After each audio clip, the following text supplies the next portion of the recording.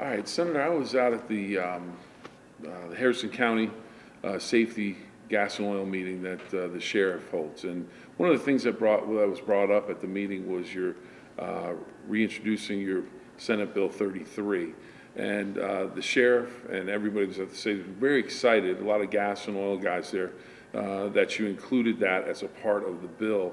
Why is it critically important, especially for our area and the entire state of Ohio, to have that safety net for those industries? Well, really what ends up, what we're looking at is, my whole life has been safety's paramount. Everything else is a planning consideration, okay? So when you sit back and you come from that outlook of it, we've got to make sure that we take care of our critical assets. From my world, we would call it critical life support mechanisms. Okay, so anything that produces energy, anything that we're utilizing for communications, chemicals that we use to make certain things like you guys have around this entire station. Could you imagine if somebody went in and maliciously, with intent, took out our communications? Not to say we got the greatest communications right now, but I'm just saying if they start taking out our comms, that's going to be horrible for all of us in this area. Or if somebody went down to a power plant and maliciously turned a valve, now thousands, tens of thousands of people are going to lose that service. And if that happens, we're putting people in harm's way. So that's why everybody's excited about it. I was going to say, I would imagine this is a bill that would have bipartisan support because it just makes sense. I totally agree with you. It did have bipartisan support when it was a sub-bill. We put it on the floor just a few months ago. And I anticipate we'll have the same. What's the next step for the bill? Where does it go? Where do you go from here with it? Well, right now it's sitting in Judiciary, and Senator Eklund is going to run it through the process, just like we do everything up there. And then after it gets done with the process, it'll come back to me with any amendments. Now, we've done a lot of amendments with it in the first go-around. And once it gets back to me, then we'll put it on the floor. And then once it finishes on the floor, it'll go to the House. And then if the House agrees with it, then it'll go to the governor. If the House has an amendment that they want to stick in it, then it'll come back to the Senate. We'll agree whether or not we do like the amendment. Then we'll push it on through, and then it'll go to the governor. And that's every bill's the same way. Every bill's the same way. And I'd imagine, as you were explaining, if there's an intent, if someone wants to go in and try and do something with an intent, whether it's a protest or a malicious act, this really puts some teeth into legislation that they're going to pay for what they do. If that's your question, you answered your own question, to be honest with you. But you're absolutely correct. Now, the initial time we put it before the Senate, they called it an anti-protesting bill, and it's not. Truly, it's not. It's there to protect the people in case somebody did maliciously go onto a site and maliciously, cause damages to it. I mean, even if it is during a protest, we can't control what somebody else is going to do, so that person that actually does that act will be the person responsible. And the court system's going to iron all that out. Change gears just a little bit. The gas tax has gotten a lot of attention lately. The House put it through yesterday with 10.7 cents per gallon. The governor was hoping for 18. Do you like where that is at this point? Still has to come in and see the senators and everything else, go through all the process. But do you like that number where it is? I know the governor wanted more, but do you think that's a good working number?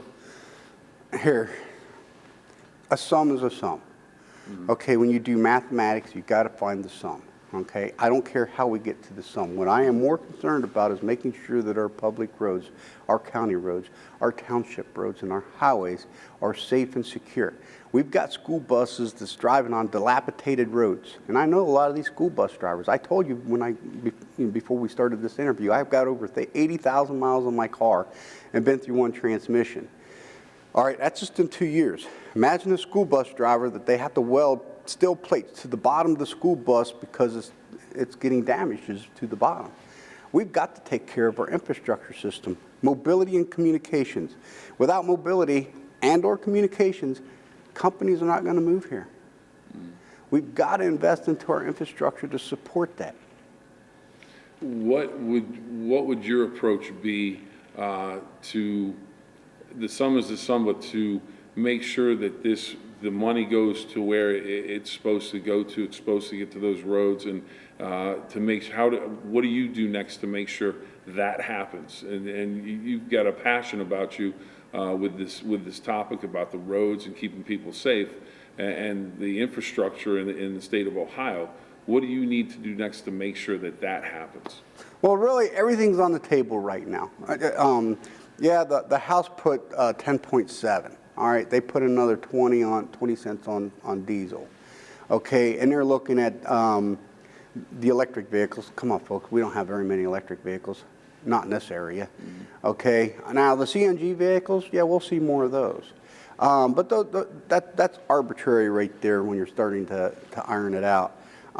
When I sit back and I look at what the House did, what I like is the idea that everything is still on the table. The Senate and the Senate President is really focusing on what is the best approach to support the people of Ohio to make our roads safer. The big initiative in this General Assembly is let's grow Ohio.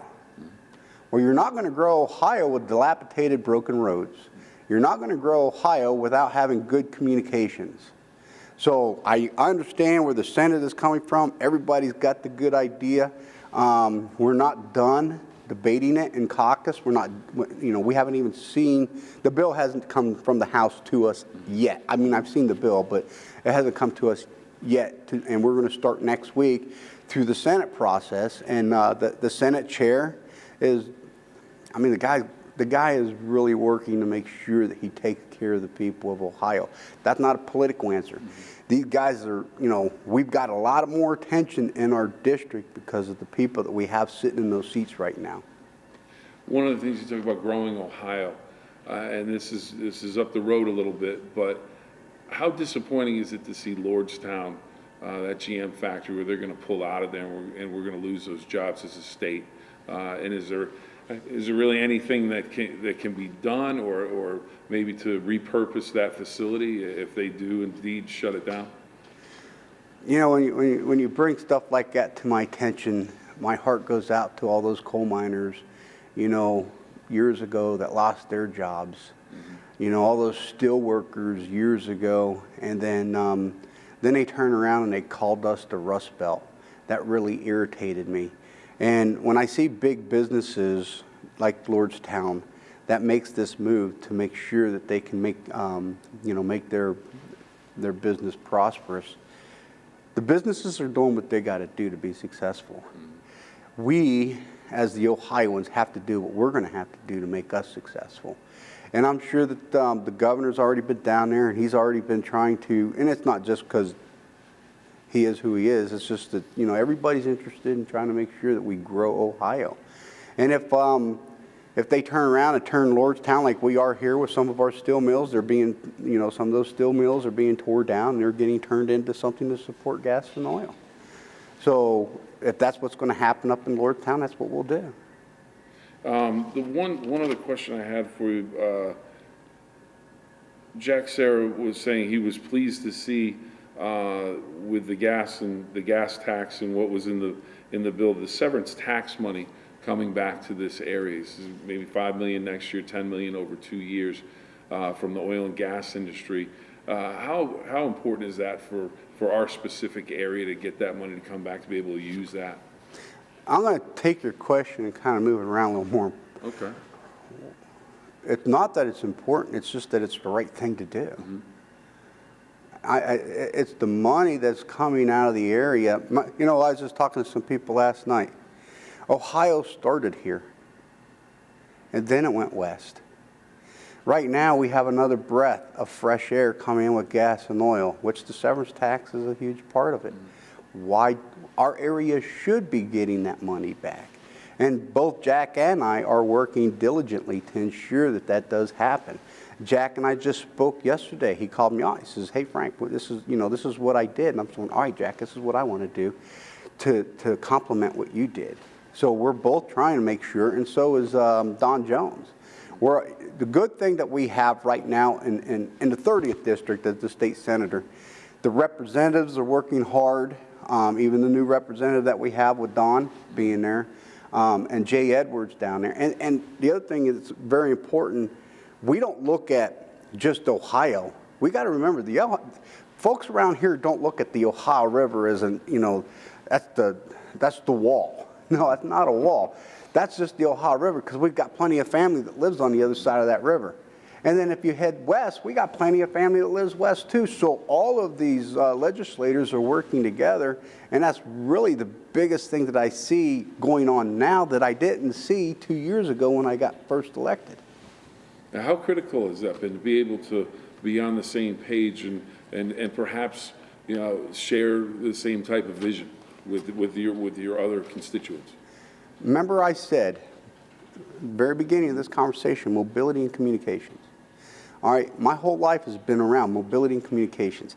If you don't have good comms, that's communications for, I don't care what it is, regular telephone landlines to satellite phones.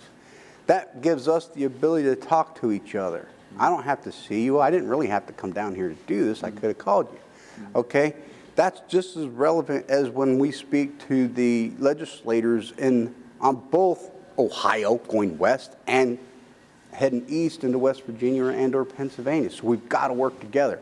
That's why a guy like me says, you know, team, teammate, self. All right, the team, that's us Ohioans. We've got to make sure. And now when I say Ohioans, I'm also thinking about the folks in West Virginia too. Mm-hmm. All right, so let's rephrase that. So that's us folks that live in the valley. Mm-hmm. All right, we've got to make sure we're making the best decisions that supports the whole team. And then the teammates. Who do we have? Well, for me right now in this position, I have the legislators both West Virginia, Pennsylvania, and Ohio. So we need to work collaboratively together, do some parallel planning to be successful.